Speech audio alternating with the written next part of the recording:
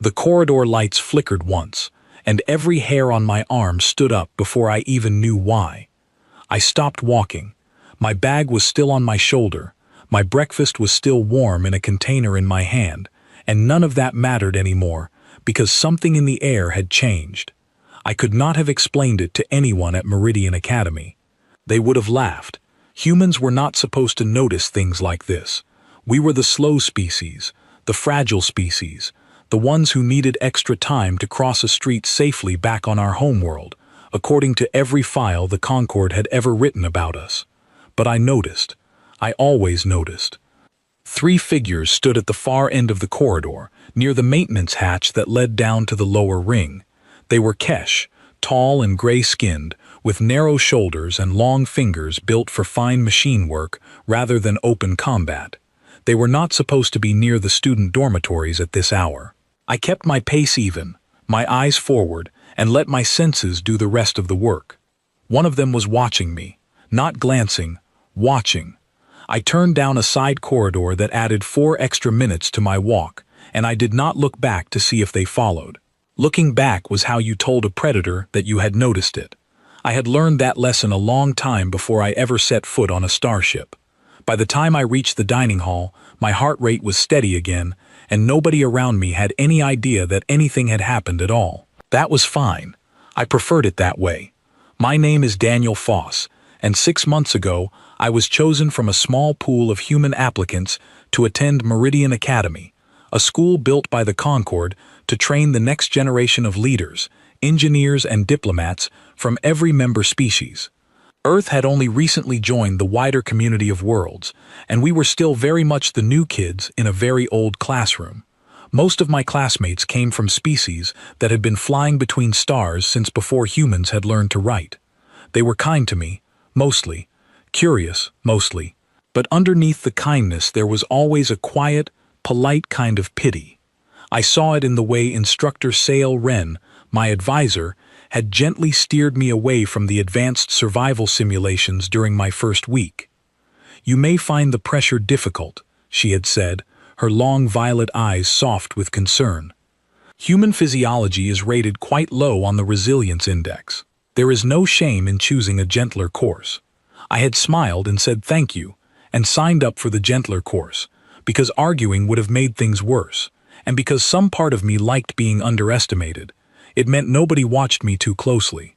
It meant I could exist quietly in a corner of the galaxy without anyone asking why a 17-year-old boy sometimes flinched at loud bangs, or why he checked every exit in a room before he sat down, or why his student file had 3 separate sections marked as restricted, even to most academy staff.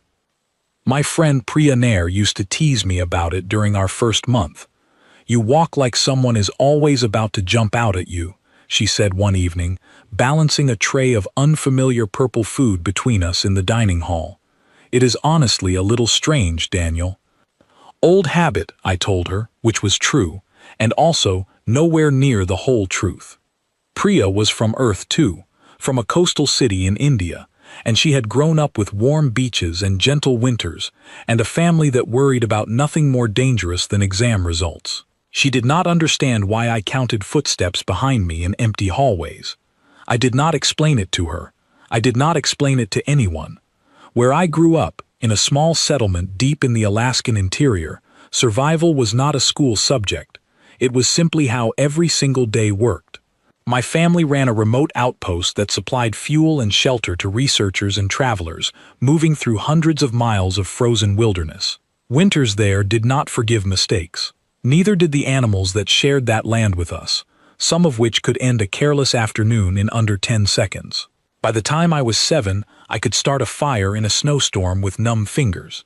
By the time I was 12, I understood exactly how far a person could push their body before it simply stopped listening to them. None of that was in the friendly summary the Concord had printed about Earth for the other students. Their files talked about our music, our oceans, our strange enthusiasm for competitive sports. They did not talk about the parts of our planet that could kill you in a single careless afternoon, because nobody at the Concord had ever bothered to properly study them. Earth had been classified using outdated, incomplete data, gathered mostly from safe, comfortable cities. Nobody had walked the interior of Alaska in January. Nobody had spent a season in the Australian outback, or crossed the driest stretches of the Sahara, or spent a night on the open ocean during a real storm. If they had, the file on my species would have looked very different.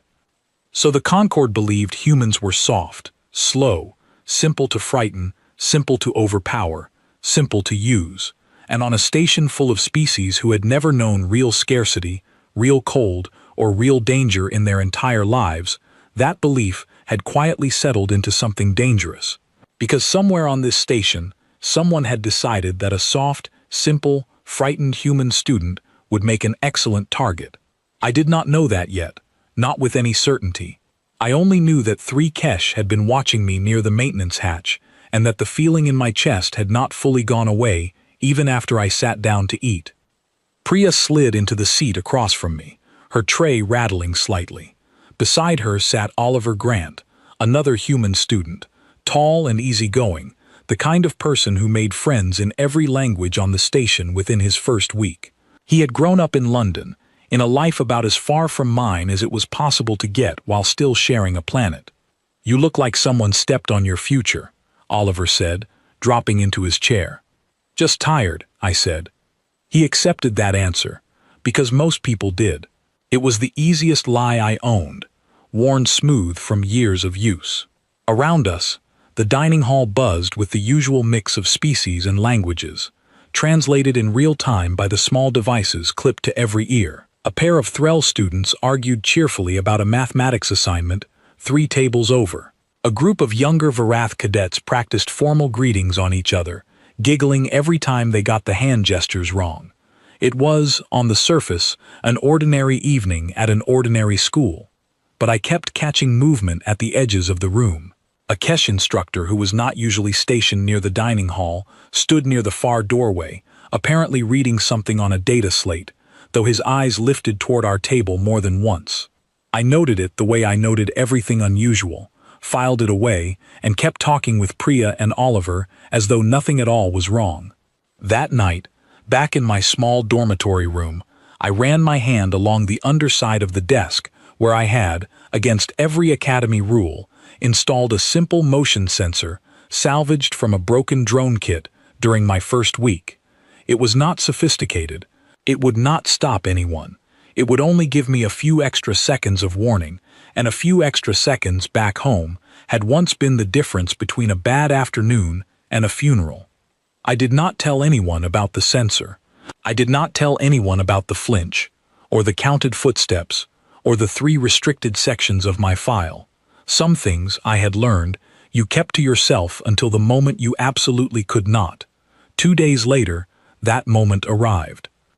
It began with a message that should not have existed, a private academic notice, supposedly from instructor Sal Wren, asking me to report to a supply storage level in the lower ring after evening classes to help catalog equipment for an upcoming survival unit. It was the kind of small, boring task that nobody would think twice about, addressed politely, formatted correctly, carrying the right authorization codes. Almost nobody would think twice about it. I stood outside my dormitory that evening, reading the message twice, then a third time. Instructor Sael Wren did not usually send messages after classes ended. She did not usually ask students to work alone in the lower ring, a maintenance-heavy section of the station with far fewer cameras and far fewer people than anywhere else. And the tone of the message, though correct, did not sound quite like her. I could have ignored it, reported it, walked straight to the nearest staff member and asked them to confirm it. That would have been the safe, sensible choice, and if I had been anyone else, that is exactly what I would have done. Instead, I felt something old and familiar settle into my chest, something that had nothing to do with fear and everything to do with instinct. Somewhere in the quiet parts of my mind, shaped by years of cold nights and closer calls than I ever talked about, a simple thought formed and refused to leave. Something is waiting for me down there. I looked at the message one more time, memorized the exact level and section it named, and made a decision that would end up changing far more than one evening on a quiet Concord station. I decided to go, not because I was careless, and not because I doubted my own instincts. I went because ignoring the warning had never once, in my entire life, been the safer choice. The lower ring smelled like recycled metal and old coolant, a smell I had already learned to associate with quiet places nobody bothered to fix properly. Fewer lights worked down here.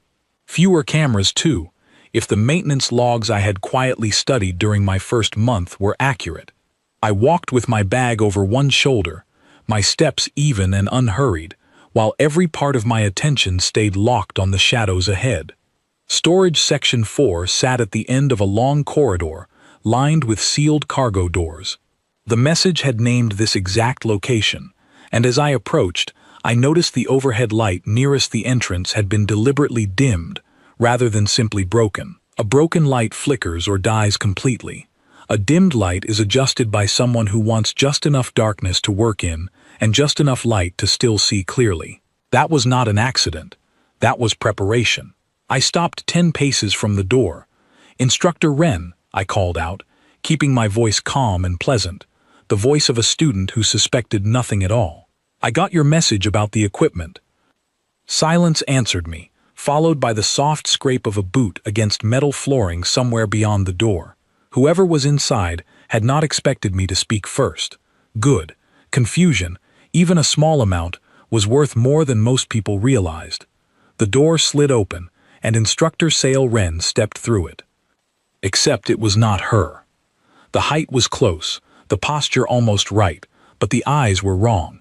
Too narrow, too gray, and the small clipped translator on the collar carried a faint static hum that Sale's genuine equipment never had.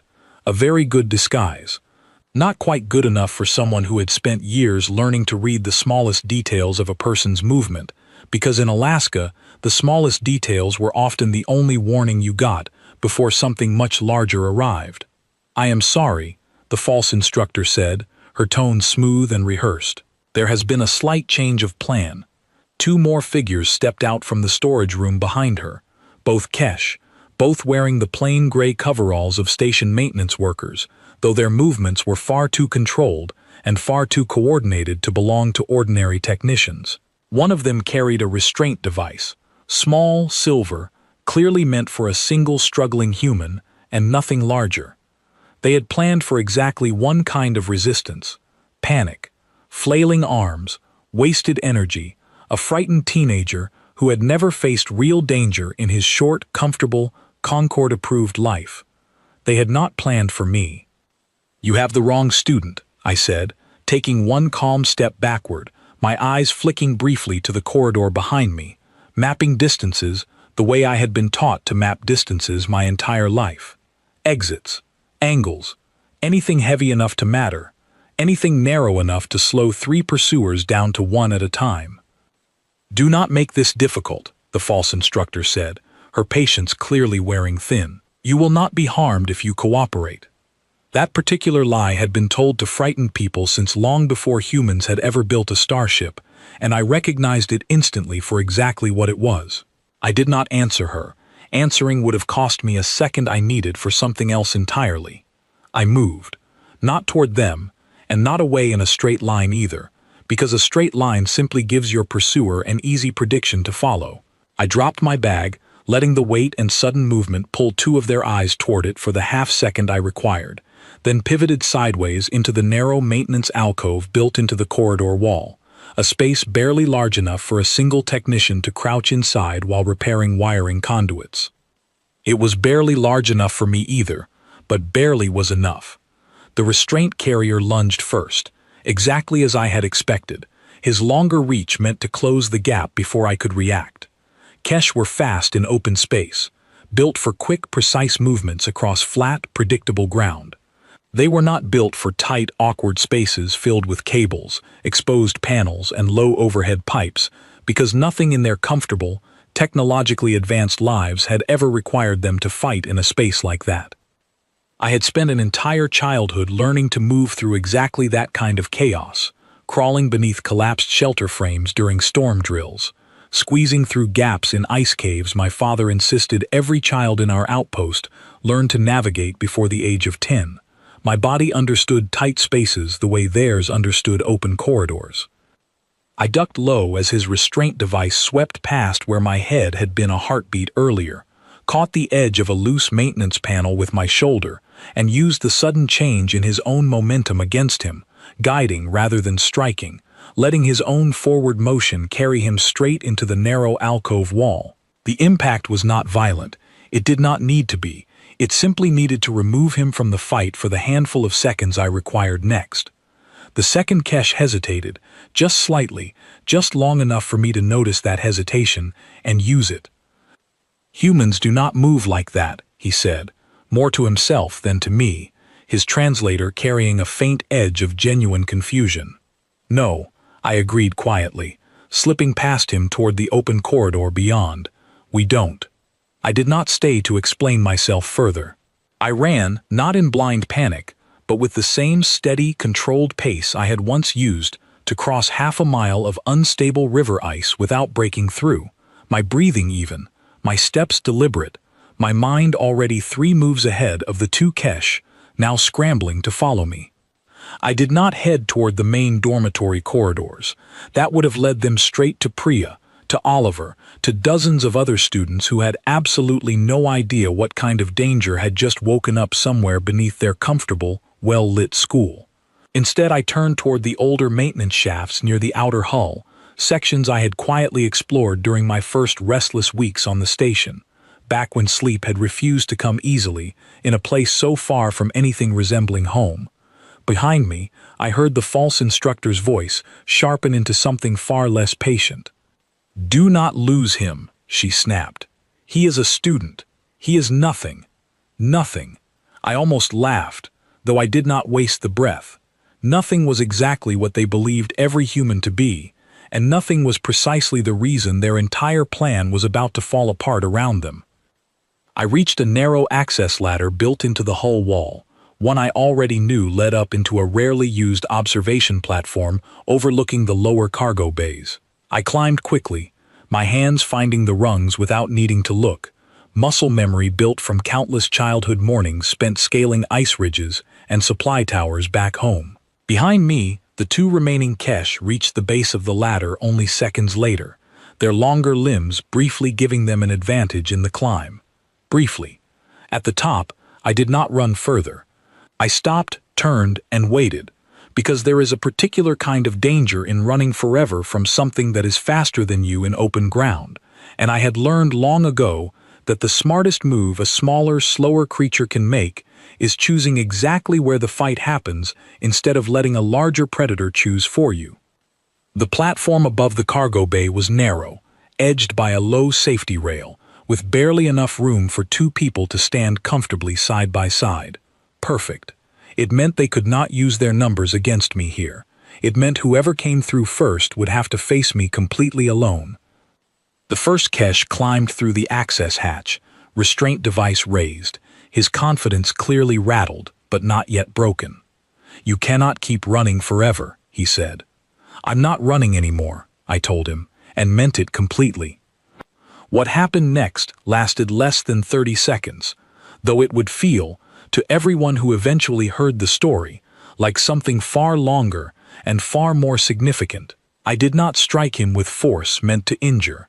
I did not need to. I used his own forward momentum, the narrow platform, and the simple, unglamorous physics of leverage that every child in my settlement learned before they learned long division, guiding him firmly toward the safety rail until the restraint device slipped from his grip and clattered uselessly onto the deck below. He froze there, pinned not by strength but by position, breathing hard, staring at me with an expression I recognized instantly because I had seen it before, on the faces of predators back home the exact moment they realized their prey had teeth of its own.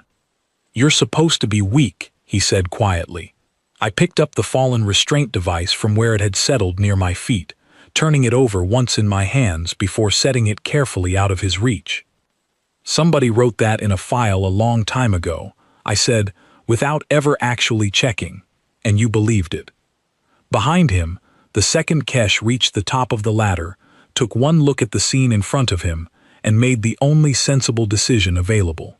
He turned and fled back down the shaft, abandoning both the mission and, Judging by the frantic messages I would later learn were sent across several private channels that same night, any confidence at all that this particular assignment had ever been a simple one. I did not chase him. I had what I needed already, a restraint device with fingerprints and station access data still logged inside its small memory core, a partially disguised Kesh instructor whose voice, once she finally spoke without her translator's careful filtering, did not match Sael Wren's recorded academy profile at all, and a growing absolute certainty that this had never been a random, isolated attempt. Someone on this station had studied me, had decided, based on outdated files and lazy assumptions, that a human student would make an easy, valuable, expendable target. They were about to discover exactly how wrong that decision had been. I did not sleep that night. Instead, I sat on the edge of my bed with the restraint device balanced on my knee, turning the small silver mechanism over in my hands, while my mind wandered somewhere very far from the quiet hum of Meridian Academy's climate systems. It wandered back to Alaska. I was 8 years old the first time I understood, really understood, what our part of Earth was capable of doing to a person who made even a small mistake. My father had taken me out to check a line of supply markers 3 miles from our outpost, a routine trip we had made a dozen times before. The sky had been clear when we left. It was not clear an hour later. A ground storm rolled in faster than either of us expected, the kind that turned the world into a solid wall of white within minutes, swallowing landmarks, swallowing sound, swallowing any sense of direction a person might have trusted a moment earlier.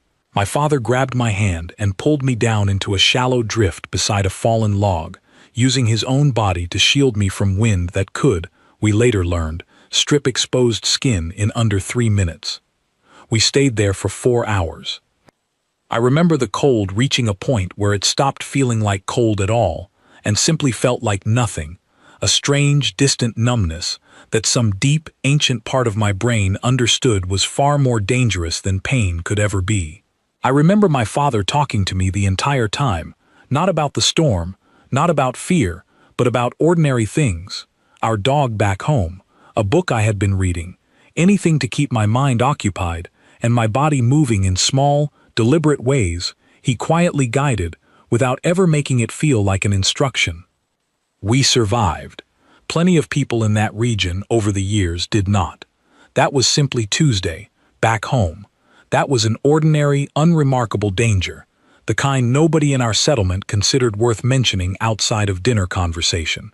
We lived alongside brown bears large enough to end a careless afternoon in seconds, alongside temperatures that could kill an unprepared traveler faster than most weapons the Concord cataloged in their official threat assessments, alongside a landscape that offered no warnings and no apologies to anyone who underestimated it.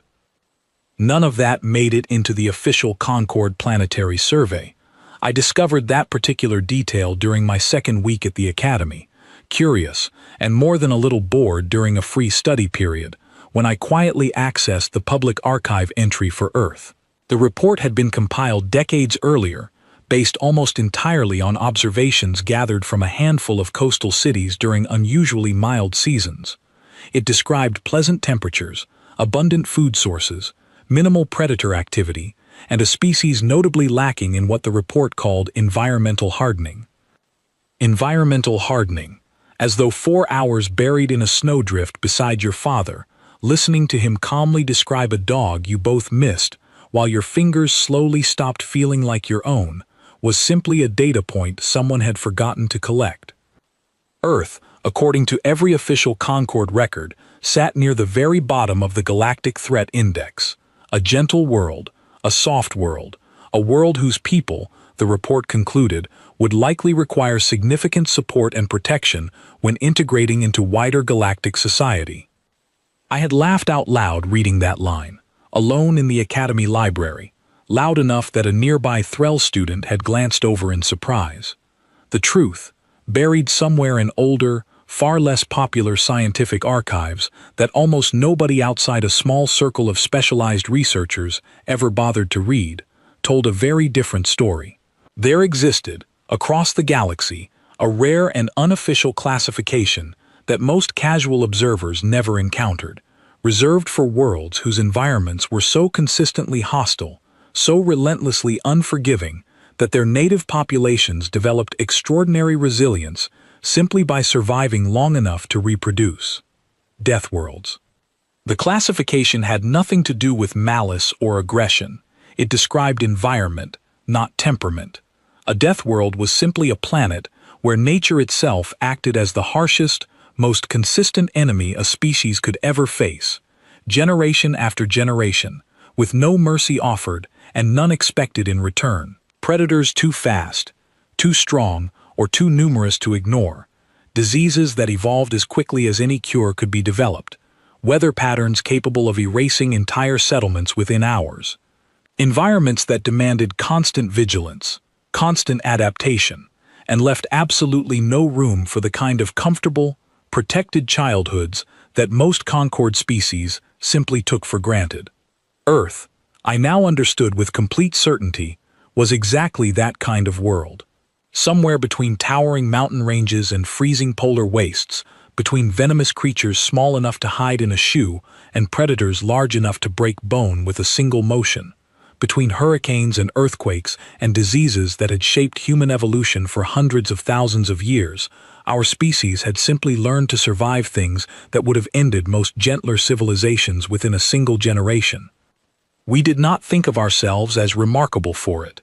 We thought of it as normal, because it was the only normal any of us had ever known. A human child in my settlement learned to recognize dangerous ice before they learned to read fluently. A human child in the wider world learned, in one region or another, to survive floods, or fires, or droughts, or predators, or diseases, or simply the quiet, grinding difficulty of environments that offered no guarantees at all. The Concord had never properly studied any of that, because the Concord had never needed to send researchers anywhere dangerous enough to notice. I set the restraint device down on my desk and finally allowed myself a small, humorless smile in the darkness of my dormitory room. They had built an entire strategy around a file that was, in the most literal sense possible, simply wrong. The next morning, I did not report what had happened to campus security, not immediately. Instead, I went directly to Instructor Sale Wren's actual office, the real one, 3 levels above the lower ring, and found her exactly where her schedule said she would be, reviewing student assessments at her desk, very clearly not the person who had approached me the night before. She listened to my account without interrupting, her long violet eyes growing increasingly troubled as I described the disguised instructor, the 2 Kesh operatives, the narrow platform above the cargo bay. When I finished, she was quiet for a long moment before speaking. "I did not send that message," she said finally. "I know," I told her, setting the restraint device carefully on her desk, "but someone wanted it to look like you did." She examined the device closely, her expression shifting from concern into something sharper, more focused. "This is a civilian model, older manufacture, commonly used by independent trading crews operating along the outer routes, not Academy-issued equipment. Whoever did this obtained it from outside official channels. Do you have any idea who might want to target a human student specifically?" she asked, though her tone suggested she already suspected the answer might connect to something larger than a single isolated incident. I told her about the growing rumors I had heard in passing over recent weeks, quiet mentions among older students of a group operating along the station's outer trade routes, an organization known informally as the Vantric Combine, run by an ambitious trader named Ordo Cray, who had reportedly grown frustrated after several recent business ventures collapsed due to interference from Concord regulations. I had paid little attention to the rumors before now, dismissing them as ordinary station gossip. Instructor Wren's expression tightened further. "Ordo Cray has made no secret of his contempt for several recent Concord policies, particularly those extending additional trade protections to newly integrated species, including Earth," she said slowly.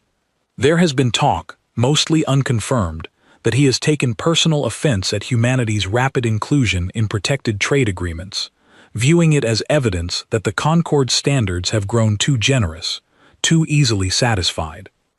He wanted to prove a point," I said quietly, understanding settling into place with uncomfortable clarity.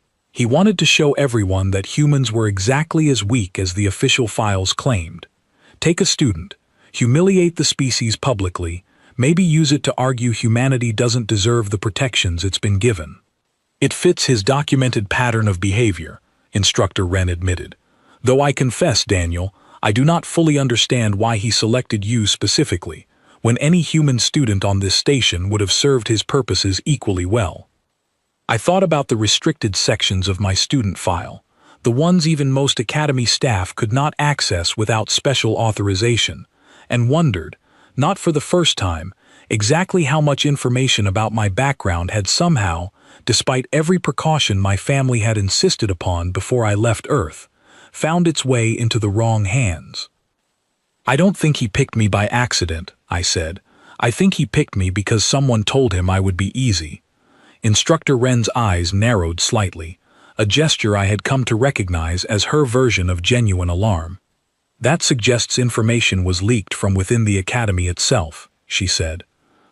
I nodded slowly, my mind already moving several steps ahead, considering exactly who among the staff and students might have access to restricted files, exactly who might have motive to sell that information to someone like Ordo Cray, and exactly how deep this entire situation might actually run beneath the calm, orderly surface of Meridian Academy. Whatever Ordo Cray believed he understood about humanity, about weakness, about easy targets and expendable students, I intended to make absolutely certain he learned the truth directly, rather than through a second failed attempt against someone he still fundamentally misunderstood. Because the first attempt had only been a test, a probe sent to measure exactly how soft his intended target truly was. The real attempt, I suspected with a growing steady certainty that settled somewhere deep in my chest, had not happened yet at all. 3 days passed with no further incidents, and I used every hour of that quiet to prepare, because quiet, in my experience, rarely meant safety. It usually meant something larger was still gathering itself before making a move. Instructor Wren had reported the incident to Academy Security, who launched a formal investigation into the disguised instructor and the stolen restraint device. Progress was slow. Ordo Cray, whoever he truly was, had clearly built his operation with enough distance and enough false trails that a simple investigation would take weeks to produce anything useful, and I did not believe, not for a moment, that he intended to wait weeks for his next attempt. I spent those 3 days doing what I did best, paying attention. I noted which staff members had access to restricted student files. I noted a maintenance technician who appeared near my dormitory corridor, slightly too often for someone whose assigned duties lay elsewhere. I noted, with growing unease, a pattern of small station malfunctions, a jammed door here, a delayed elevator there, each minor enough to dismiss individually, each occurring, I eventually realized, at moments when I happened to be moving alone between classes. Someone was mapping my routine. I mentioned this to Priya during a quiet dinner, choosing my words carefully, not wanting to frighten her but needing at least one person outside the staff to understand what might be coming. "You think someone is actually planning to hurt you," she said, her earlier teasing tone completely gone, replaced by something far more serious. "I think someone already tried," I told her honestly, "and I think they're going to try again, better prepared this time." Oliver, sitting beside her, set down his fork entirely. "Then we don't let you walk anywhere alone until this is sorted out," he said, with the simple, stubborn confidence I had come to genuinely appreciate about him. I appreciated the offer, and gently declined it, because the last thing I wanted was for either of them caught in the middle of something that was, fundamentally, aimed squarely at me.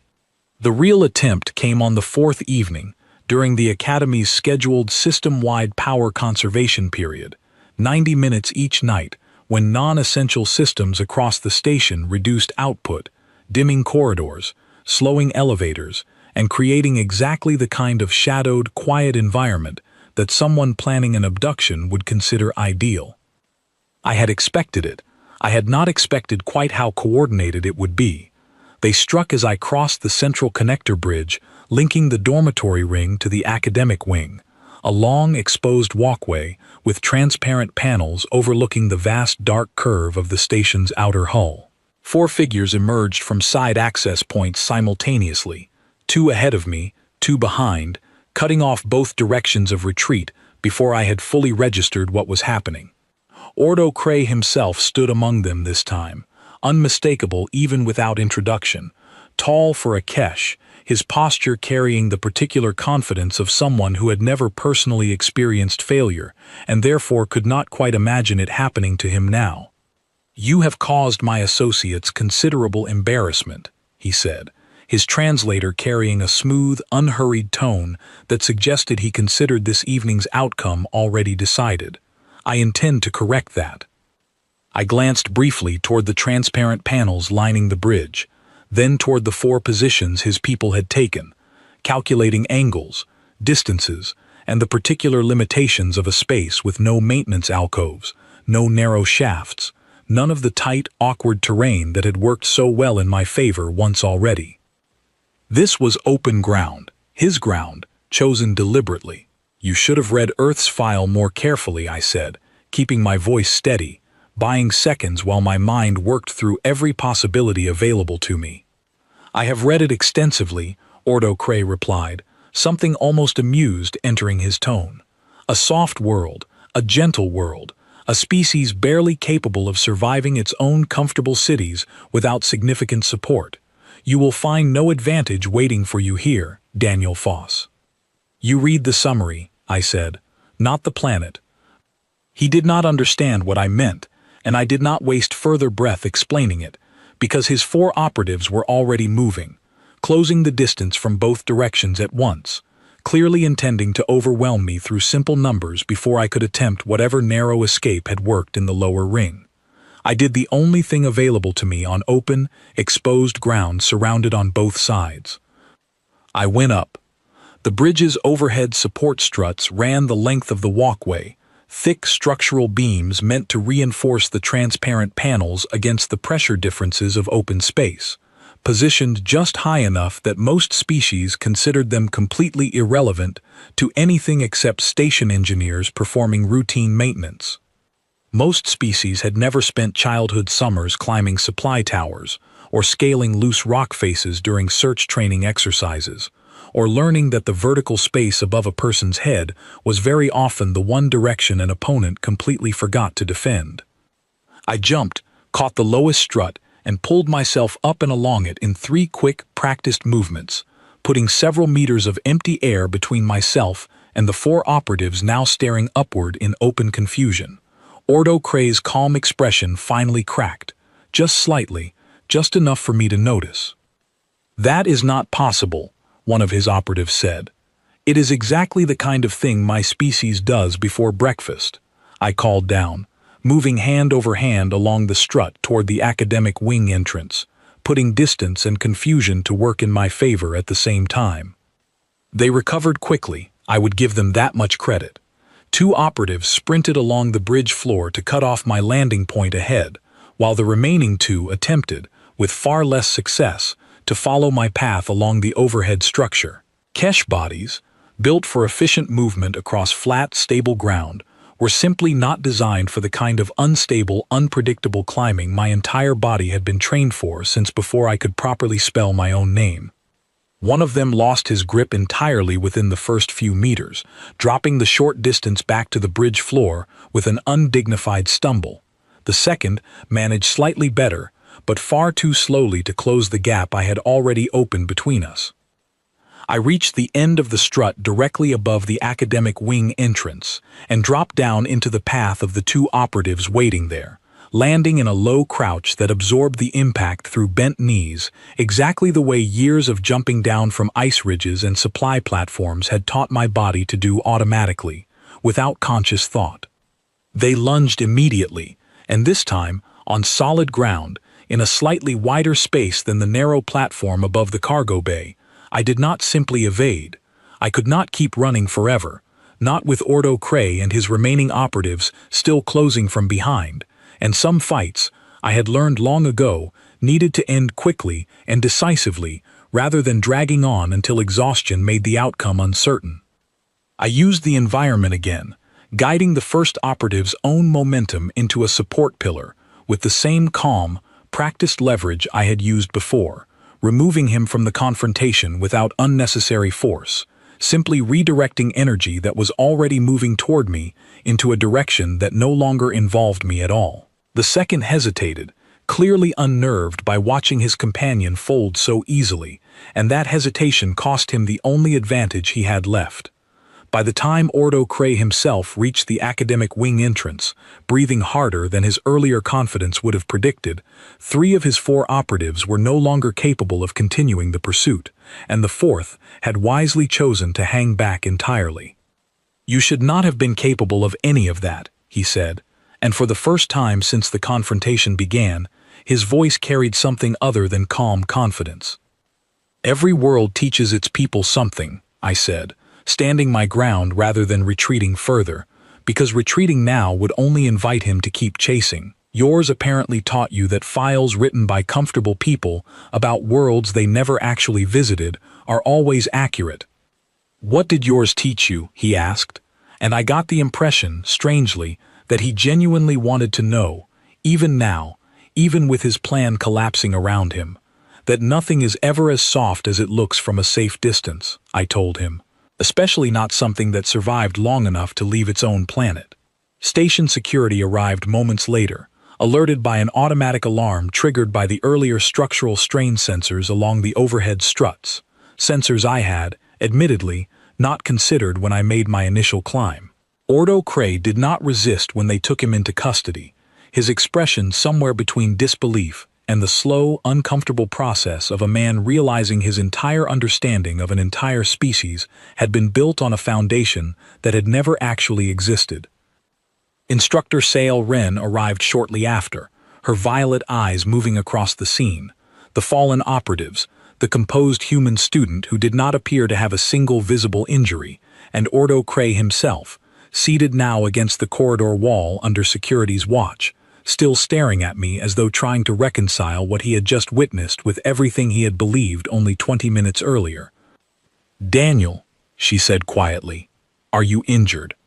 "I'm fine," I told her, and meant it completely, my heart rate already returning to its normal steady rhythm, the same way it always eventually did. She studied me for a long moment, something shifting behind her eyes that I recognized, slowly, as the exact opposite of the gentle pity she had shown me during my very first week at the academy. "I believe," she said carefully, "that several of our records regarding your species require significant revision." Behind her, several other students had begun gathering at the edges of the corridor, drawn by the commotion, and I watched their expressions shift as word of what had happened moved quietly through the crowd, disbelief giving way, slowly, to something far more complicated. I had spent 6 months at Meridian Academy being underestimated, dismissed, quietly pitied by people who meant no real harm but simply did not know any better. That evening, standing in a corridor with 3 defeated operatives and 1 deeply shaken traitor under security escort, I understood that whatever quiet, comfortable anonymity I had enjoyed until now was almost certainly gone for good. I was not entirely certain, in that moment, how I felt about that. News on a station the size of Meridian Academy traveled faster than any official announcement ever could, and by the following morning, everyone from first-year cadets to senior instructors seemed to know some version of what had happened on the connector bridge the night before. Most versions were exaggerated. A few claimed I had single-handedly disabled the entire Vantric Combine, which was not remotely true, though I noticed nobody seemed particularly interested in correcting the record. I woke that morning expecting quiet embarrassment, the kind of attention I had spent 6 months carefully avoiding. Instead, I found something stranger waiting for me in the dining hall. Silence, at first, as I walked in, followed by something I had genuinely not anticipated at all. A Threll student I barely knew, seated near the entrance, rose slightly from his seat and offered a formal gesture of respect, the same one I had watched younger Verath cadets practicing weeks earlier. Priya nearly knocked over her tray hurrying to reach me, relief and something like fierce pride written plainly across her face. Oliver simply grinned and said, Told you that you looked like someone who could handle himself, though we both knew perfectly well he had said nothing of the sort before. I sat down between them, uncertain exactly what to do with the attention, and found myself, for the first time since arriving at Meridian Academy, not particularly minding it. Instructor Sail Wren found me later that day, requesting I join her for a private conversation in her office rather than a formal classroom setting, which I understood immediately was significant. She gestured for me to sit, and for a long moment simply studied me with an expression I still could not entirely read.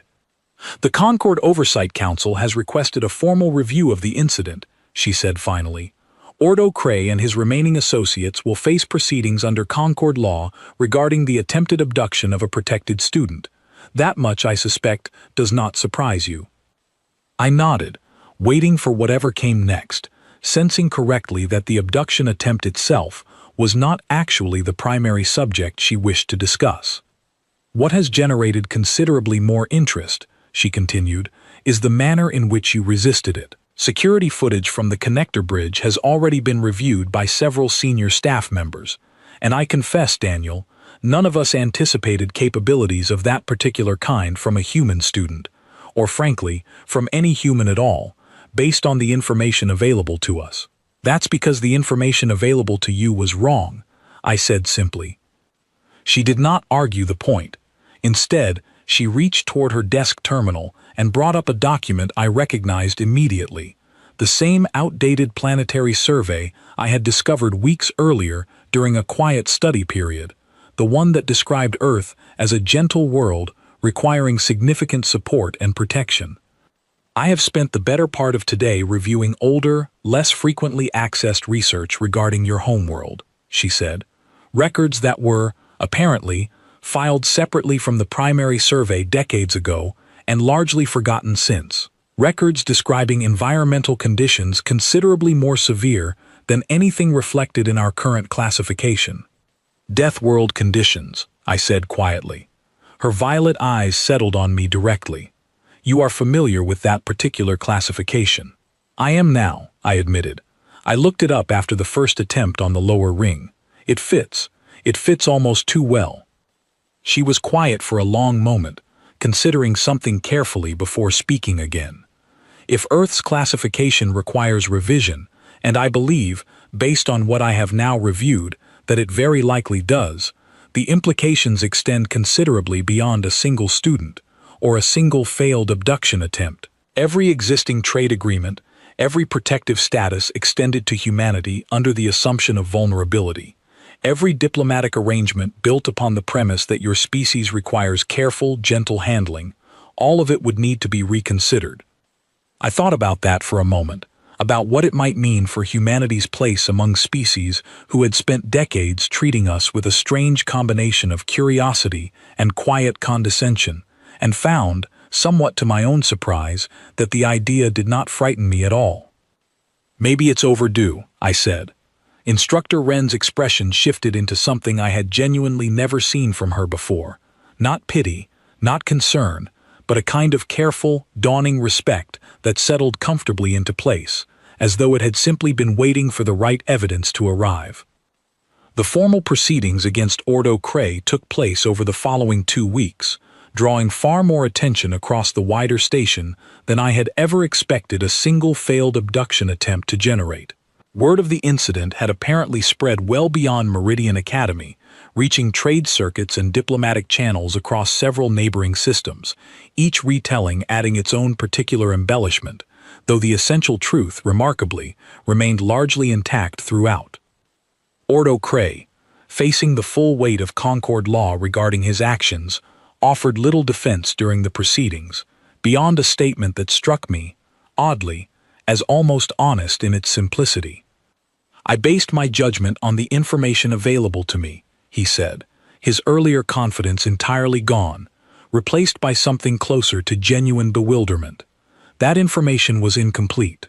I understand now that it was dangerously incomplete.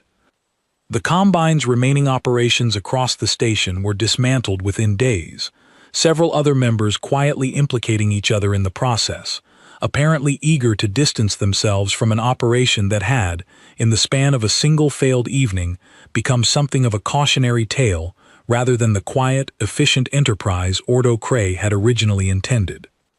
I did not attend every session of the proceedings. I had classes to return to, assignments that had quietly piled up during the previous weeks of disruption, and a growing, unfamiliar sense that life at Meridian Academy might genuinely be settling back towards something resembling normal, even if normal now included considerably more curious glances in hallways than it once had. What did change, gradually and then all at once, was the way people around me behaved. The gentle pity I had grown accustomed to during my first 6 months vanished almost entirely, replaced by something more complicated, equal parts curiosity, respect, and, among a small handful of students and staff, something that looked remarkably like caution. Instructor Wren quietly transferred me into the advanced survival simulation course I had originally been steered away from during my first week, and on my first day in that class, I noticed several instructors from other departments quietly observing from the back of the room. I did not mind the attention nearly as much as I once assumed I would. There was, I discovered, a certain quiet relief in no longer needing to hide the parts of myself that had once seemed too strange, too dangerous, too fundamentally at odds with the comfortable, gentle image everyone had assumed humanity must represent. Roughly 1 month after the incident, the Concord Oversight Council issued a formal statement, quiet and procedural in its language, announcing that Earth's planetary classification was under comprehensive review, with preliminary findings suggesting a significant reclassification was likely. The statement did not mention me by name, and I preferred it that way, though everyone at Meridian Academy who read it understood perfectly well what had prompted the sudden interest. Priya found me reading the statement in the library that afternoon, settling into the chair across from me with her usual easy familiarity, though something in her expression had shifted subtly over the previous weeks, a kind of quiet, steady confidence that I recognized because I had, without quite realizing it, begun to see the same shift reflected back at me from other human students across the station. "Do you think they'll actually change it?" she asked. "The classification?" "I think they already have," I told her. "Somewhere that matters more than a file." She considered that for a moment, then smiled, small and genuine. "You know," she said, "when I first met you, I thought you were just quiet. A little strange, maybe. I never once thought. You never think the quiet ones are the dangerous ones." I finished for her, and she laughed, the sound easy and unguarded in a way that made the tension I had carried for 6 months finally, fully release from somewhere deep in my chest. That evening, I stood alone on the observation deck near the dormitory ring, watching the slow, silent turn of stars through the transparent hull, thinking about home, about frozen rivers and supply towers, and a father who had once kept me alive through 4 hours of buried, numbing cold simply by talking about a dog we both missed. None of that had ever felt remarkable to me.